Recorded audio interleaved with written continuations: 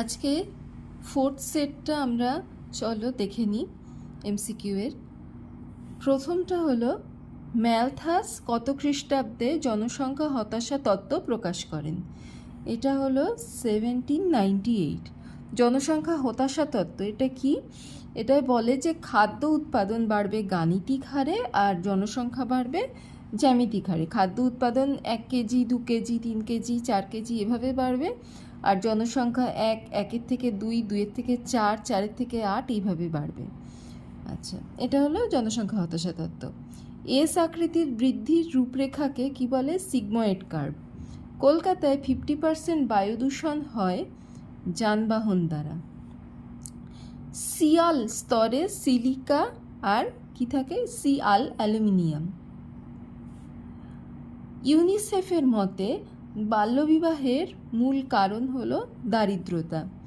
ভারতে মেয়েদের বিবাহের আইনসিদ্ধ বয়স হলো 18 বছর। আবহাওয়া মণ্ডলের কোন স্তরে ওজোন গহ্বর সৃষ্টি হয়েছে? স্ট্র্যাটোস্ফিয়ারে ওজোন গ্যাস থাকে, তো স্ট্র্যাটোস্ফিয়ারেই ওজোন গহ্বর সৃষ্টি হয়েছে। মনুষ্য সৃষ্ট বাস্তুতন্ত্র কোনটি? সেটা হলো অ্যাকোয়ারিয়াম। কোন গ্যাস সূর্য থেকে অতিবেগুনি রশ্মি শোষণ করে? Ozone gas. সুস্থায়িত্ব এর ধারণা প্রয়োগ করার প্রয়োজন হয়ে পড়েছে যে কারণে, তা হলো বর্তমানে চাহিদা পূরণের জন্য, ভবিষ্যতের চাহিদা পূরণের জন্য, পরিবেশকে ক্ষতিগ্রস্ত না করে উন্নয়ন ঘটানোর জন্য, উপরে সবকটাই হবে। রামসার সম্মেলন ইরানে অনুষ্ঠিত হয়েছিল। মন্ট্রিল প্রোটোকলের মূল আলোচ্য বিষয় ছিল ওজোন স্তরের ক্ষয় হ্রাস। তারপরে কত সালে ইউএনইপি গঠিত হয়? 1972-তে। ইউএনইপিটা কি? United Nations Environment Programme. এটা 1972-তে। বিভিন্ন স্কুলে ইকো ক্লাব গঠনের উদ্দেশ্য কি? পরিবেশ সংরক্ষণ সম্পর্কিত কার্যক্রমে অংশগ্রহণ করা। বায়ুমণ্ডলে বিবৃতি কারণ দেওয়া আছে। দেখো, বায়ুমণ্ডলে স্ট্র্যাটোস্ফিয়ার স্তরের নিচ দিয়ে জেট বিমান যাতায়াত করে, ঠিক আছে। কারণ কি? এই স্তরে প্রচুর পরিমাণে ওজোন গ্যাস থাকে। না, কারণটা এটা না। ঠিক, দুটোই বক্তব্য ঠিক আছে, কিন্তু এটার কারণ না। তারপরে দেখি বিবৃতি এ, বিয়োজকরা পরিবেশ পরিষ্কার রাখে, ঠিক। কারণ তারা উদ্ভিদ ও প্রাণীর দেহাবশেষ ও বর্জ্য পদার্থ বিয়োজিত করে তা পরিবেশে পুনরায় ফিরিয়ে দেয়। হ্যাঁ, এটা সঠিক ব্যাখ্যা। তারপরে শহরে জনসংখ্যা বৃদ্ধি পাচ্ছে, জীবন ও জীবিকার প্রয়োজনে মানুষ বেশি শহরমুখী হচ্ছে। হ্যাঁ, এটাও ঠিক, দুটোই ঠিক এবং তার সঠিক ব্যাখ্যা। তারপরে 1971 খ্রিস্টাব্দে ইউনেস্কোর তত্ত্বাবধানে ও সহযোগিতায় রামসার সম্মেলন অনুষ্ঠিত হয়, ঠিক। তারপরে বায়ুমণ্ডলে ওজোন স্তরের সুরক্ষা দেওয়া ছিল এই সম্মেলনের মূল আলোচ্য বিষয়। না, আরেকটা ভুল, এটা হলো জলাভূমি সংরক্ষণ করা ছিল এর আলোচ্য বিষয়। 19টা কি দেখি? পৃথিবীর গড় তাপমাত্রা বৃদ্ধি পাচ্ছে কারণ অরণ্য ধ্বংস এর অন্যতম কারণ। দুটোই ঠিক আছে এবং তার সঠিক ব্যাখ্যা। বিবৃতি 20টা দেখি। অ্যাসিড বৃষ্টির কারণে বহু ভাস্কর্য ক্ষতিগ্রস্ত হয়।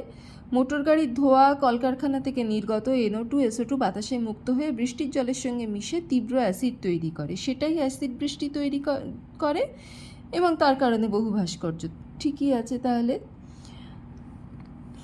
21টা দেখি। অজৈব উপাদান, ডান দিক বাদিক মেলানো দিয়েছে। অজৈব উপাদান কি? এখানে খনিজ লবণ। জৈব উপাদান কি? স্নেহ পদার্থ, ফ্যাট, লিপিড, এগুলো। ভৌত উপাদান হলো সূর্যালোক আর সজীব উপাদান হলো সবুজ উদ্ভিদ। তাহলে কোনটা মিলছে দেখি? অজৈব উপাদান 1-এর বি, একটাই আছে দেখো, 21-এর এ, 1-এর বি, 2-এর ডি, 3-এর এ, 4-এর সি। তারপরে 22-এরটা দেখে নিই। 22-এও ডান দিক বাদিক মেলানো। এটা ওই কার্ভ, যে জনসংখ্যার কার্ভগুলো সেইগুলো দিয়েছে। ধনাত্মক ত্বরণ দশা, এটা হলো জনসংখ্যা বৃদ্ধির প্রথম দশা, 1-এর সি, এটা একটাই আছে দেখো, তাহলে 22-এর সি হবে। বাকিগুলো দেখে নিই। ধনাত্মক ত্বরণ দশা জনসংখ্যা বৃদ্ধির প্রথম দশা, দ্রুত বৃদ্ধি দশা হলো জনসংখ্যা বৃদ্ধির দ্বিতীয় দশা, ঋণাত্মক ত্বরণ দশা হলো জনসংখ্যা বৃদ্ধির তৃতীয় দশা, আর স্থিতিশীল দশা হলো শেষ দশা, চতুর্থ দশা। তারপরে কিছু সাল দিয়েছে, আর আচ্ছা কোন চুক্তি কোন সালে। আচ্ছা তাহলে 2009 সালে কোপেনহেগেন,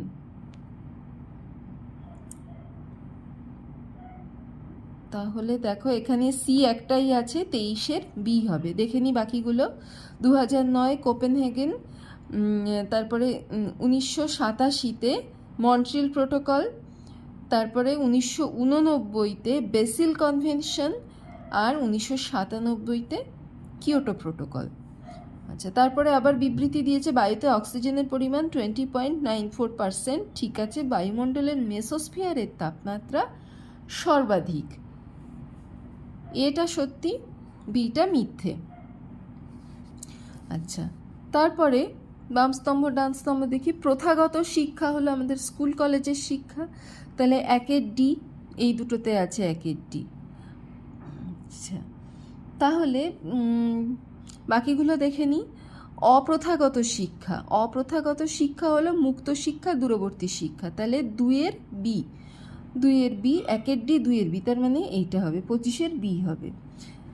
প্রথা বহির্ভূত শিক্ষা কি? পরিবার, গণমাধ্যম, এখান থেকে যেটা শিখি। আর বৃত্তিগত শিক্ষা কি?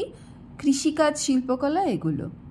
তারপরে বিবৃতি দেওয়া আছে জোয়ার ভাটা প্রচলিত শক্তি, না এটা অপ্রচলিত শক্তি। কয়লা পুনর্নবীকরণযোগ্য সম্পদ, না দুটোই ভুল।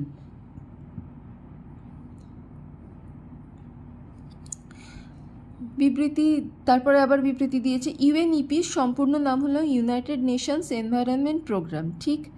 জল সংরক্ষণকে সবুজ বিপ্লব বলে, না, তাহলে 1-এরটা ঠিক আছে, 2 ভুল। দারিদ্রতা অশিক্ষার মূল কারণ, ঠিক।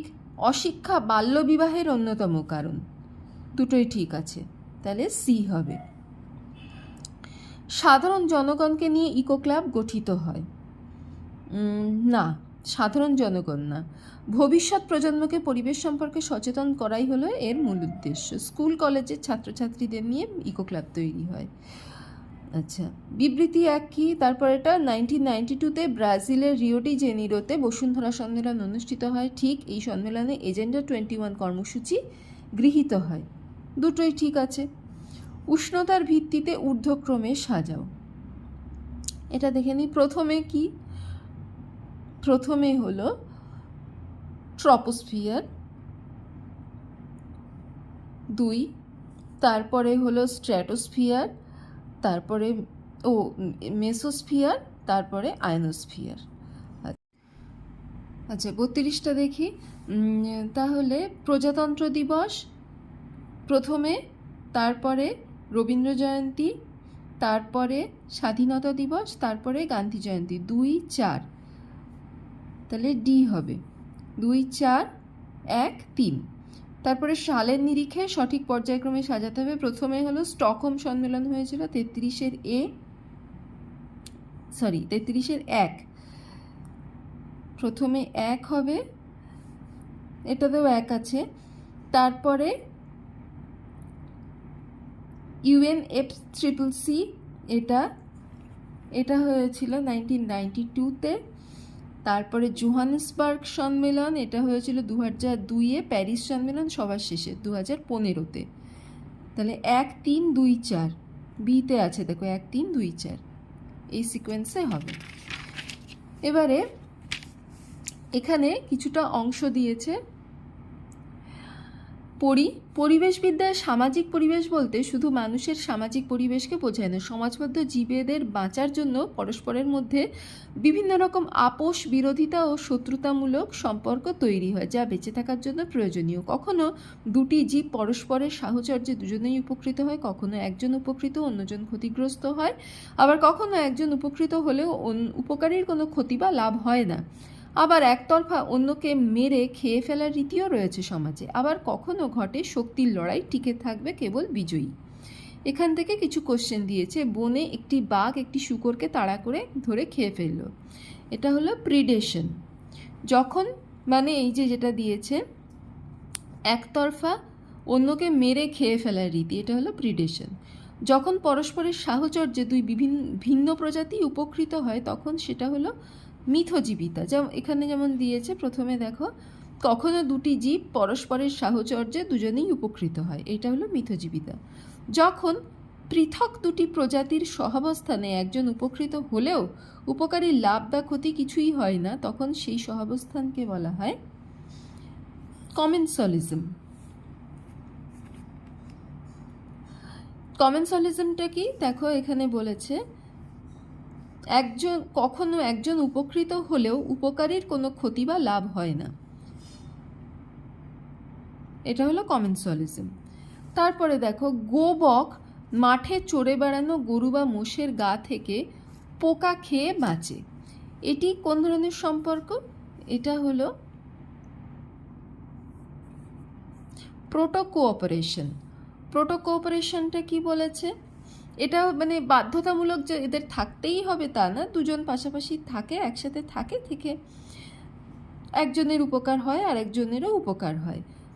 তো এমন না যে যে গোবক যেটা সেটা একমাত্র মোষের পরেই ডিপেন্ড করে বেঁচে থাকে, নট দ্যাট। এইগুলো হলো প্রোটো কোঅপারেশন।